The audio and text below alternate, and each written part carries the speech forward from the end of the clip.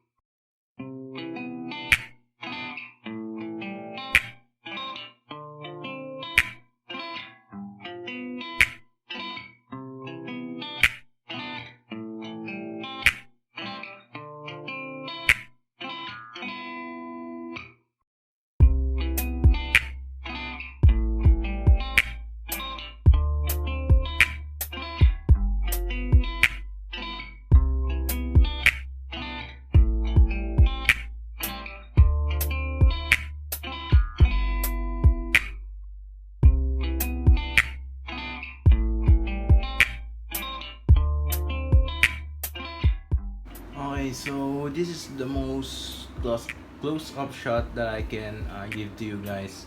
So look how amazing she is. Look at the face, the details on the face. It's really amazing. Also, the paints are glossy from the bunny ears on the thighs and on her vest over here. Then they use matte on her tail. I think it would be absolutely beautiful if glossy were also used on her tail, because it will be much more popping. Then as you guys can see over here, it's very shiny. It's a metallic finish gloss type. So yes, as I said, her base is really big and it's made of puffy feather type, or I mean, what do you guys call this, cushioning. Yeah, that's what her base is made.